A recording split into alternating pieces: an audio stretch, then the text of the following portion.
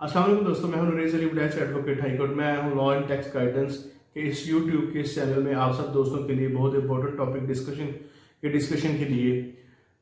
Topic हमारा आज का ये है कि हमारी बहुत सारी फीमेल हैं, ख़वातीन हैं जिनका ये मसला है कि उनके शोहर उनको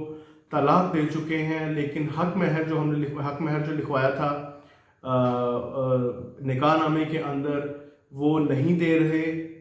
या बाज़ औक़ात इस तरह भी होता है कि हमें तलाक देनी है लेकिन वो तलाक इसी वजह से नहीं दे रहे कि उनको हक महर जो निकाहनामे में लिखवाया हुआ है तो वो हक महर जो है वो देना पड़ेगा। तो ये सारी चीज़ें हैं, और ख़ास तौर पे अगर कोई शख्स हक महर नहीं दे रहा और ये होते हुए कि मेरे पास बैंक बैलेंस है, सब कुछ है, तो मैं फिर उसके बावजूद हक महर नहीं दे रहा, तो उसके हवाले से मुस्लिम फैमिली लॉ क्या कहता है और बंदे क्या हस्बैंड के खिलाफ कोई पनिशमेंट ऐसी है जो कोर्ट जो है वो उस शख्स से आपको अमाउंट जो आपका हक महर है वो लेके दे सके। इसकी डिस्कशन से पहले मैं आप सब दोस्तों से रिक्वेस्ट करूंगा कि मेरे इस यूट्यूब चैनल को लॉ एंड टैक्स गाइडेंस को सब्सक्राइब करें और नीचे दिए गए बेल आइकन को क्लिक करें ताकि मेरी आने वाली नई अपडेट्स एंड वीडियोस आप सब दोस्तों तक पहुंच सके। थैंक यू सो मच दोस्तों। सबसे पहले तो जो हक महर है वो हमारा मुस्लिम फैमिली लॉ के तहत जो है हमारी फैमिली कोर्ट्स हैं वो डील करती हैं। और जब भी इसके बाद जब भी कोई शादी होती है, एक किसी मियाँ बीवी की शादी हुई है और उसके जब उनका निकाह होता है, निकाह के अंदर बहुत सारे कॉलम्स होते हैं, वो कॉलम्स फिल करने पड़ते हैं। बाज़ औक़ात उस कॉलम्स लोग जो हैं वो फीमेल के फादर, ब्रदर या उनके चाचा वगैरह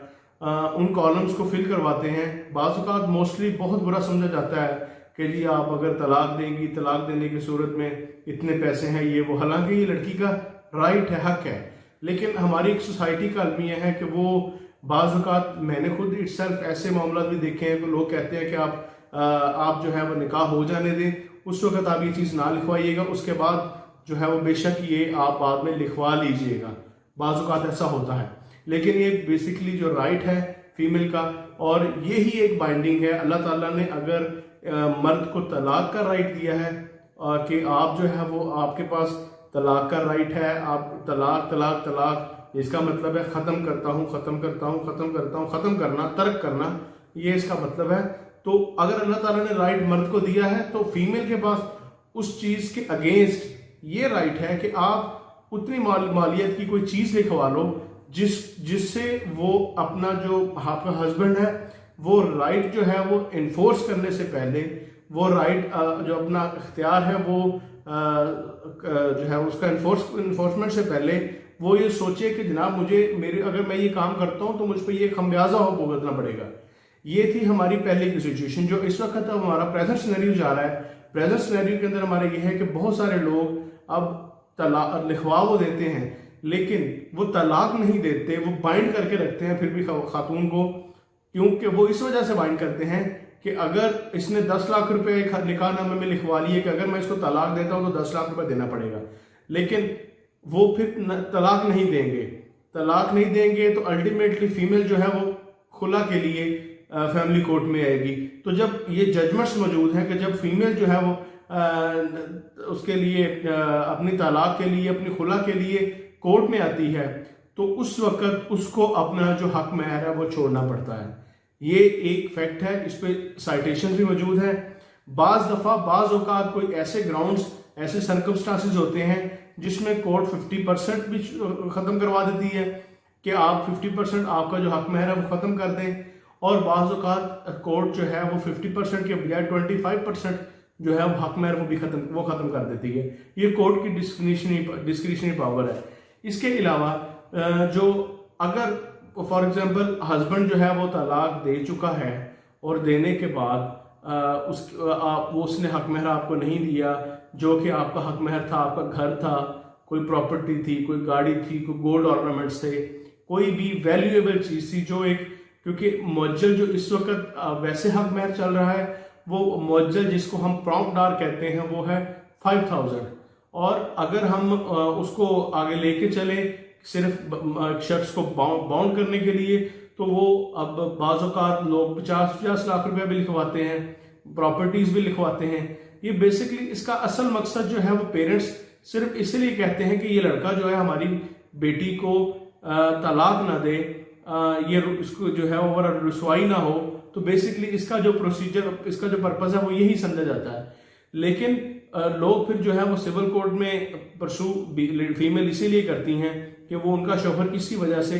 जो है वो तलाक नहीं दे रहा होता। तो दोस्तों इसके लिए अगर फॉर एग्जांपल वो तलाक नहीं दे रहा तो फिर तो हमारे पास राइट है कि हम जाके सिविल कोर्ट में, फैमिली कोर्ट में हम रजू कर सकते हैं। फैमिली कोर्ट हमें खुला देगी और उसी वक्त हम उसी केस के अंदर हम डावर अमाउंट का भी जिक्र करेंगे। और अगर फॉर एग्जांपल अगर वो दे देते, अगर वो हक महर तलाक दे देता है और हक महर नहीं देता लेकिन उसके पास अमाउंट भी है, पैसे हैं भी है देने के लिए और वो जानबूझ के नहीं दे रहा, तो उस वक्त कोर्ट जो है वो थोड़ा सा केस लिंगर ऑन होता है, चलता जरूर है। लेकिन अगर कोर्ट सेटिस्फाई हो जाए, वो समझे कि ये बिल्कुल जो फीमेल है वो राइट पे है, तो कोर्ट जो है वो जो हस्बैंड के खिलाफ वारंट जारी करेगी। वारंट जो है वो बैलफ लेके जाएगा और बैलफ लेके जाके उसको अरेस्ट करके लाके कोर्ट में उस दिन या उससे नेक्स्ट डे कोर्ट में पेश करेगा। वारंट होने के बाद अगर फॉर एग्जाम्पल अगर वो शख्स हक महर अदा नहीं करता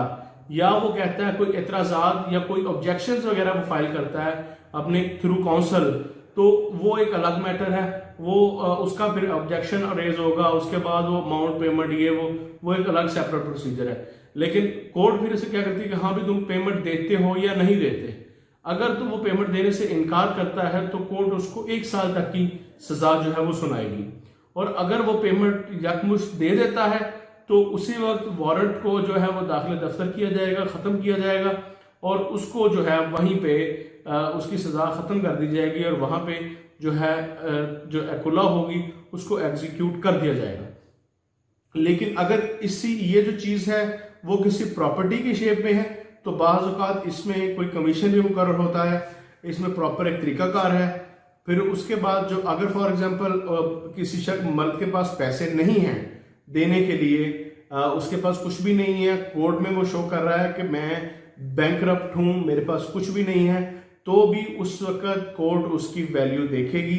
कि इसका काम क्या है, इसका मामला क्या है और इसकी टोटल जो इसके असासे हैं वो कितने हैं। तो उस वक्त